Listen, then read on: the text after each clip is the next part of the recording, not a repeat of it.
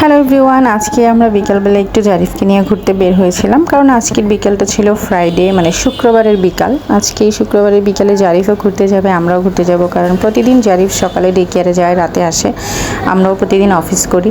আজকে আমরা ফ্রি ছিলাম, তো এই জন্য প্রতি শুক্রবারে জারিফকে নিয়ে একটু ঘুরতে যাওয়া হয় বাসার আশেপাশে। হঠাৎ করে জারিফের ডে কেয়ারে একটা ম্যাডামকে দেখলো, দেখে ও খুব অবাকভাবে তাকিয়েছিল।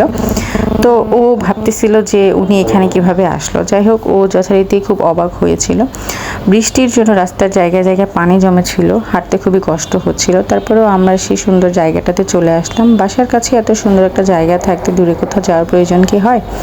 তো এই জন্য জারিফকে নিয়ে আজকে সুন্দর একটা জায়গায় ঘুরতে চলে আসলাম। জারিফ তো খুবই অবাক হয়েছে এবং খুবই আনন্দও পাচ্ছে। সে পানি খুব ভালোবাসে, পানির কাছে যেতেই সে পানিতে নামতে চায়।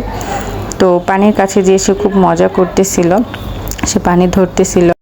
জারিফ পানি ধরতেছিল এবং পানি ধরতে তার খুবই ভালো লাগে, পানির মধ্যে বসে থাকতে তার খুবই ভালো লাগে। সে পানি খুব পছন্দ করে। কিন্তু বিকেলটা আজকে এত সুন্দর ছিল, আকাশের একদিকে সাদা মেঘ, অন্যদিকে সোনালি রোদের আলোতে বিকেলটা এত সুন্দর লাগছিল যে বিকেলটা ঘুরতেই ভালো লাগছিল। জারিফকে আজকে এত খুশি করতে দেখে, এত হাসতে খেলতে দেখে আমার অনেক ভালো লাগলো, মনটা ভরে গেল। তো ঘোরা শেষে যথারীতি আমরা জারিফের ফুপ্পির বাসায় চললাম। তো জারিফের ফুপ্পি আজকে ফ্রাইড রাইস রান্না করেছে, আমাদের সবাইকে দাওয়াত করেছে, সেই জন্য আমরা ফ্রাইড রাইস খেতে চলে আসলাম জারিফের ফুপ্পির বাসায়। ফাইনালি আমরা খেয়ে নিলাম ফ্রাইড রাইস, ভেজিটেবল এবং চিকেন কারি। তো এই হলো আপনাদের শুক্রবারের বিকেলটা কেমন যায় কমেন্টে জানাবেন প্লিজ।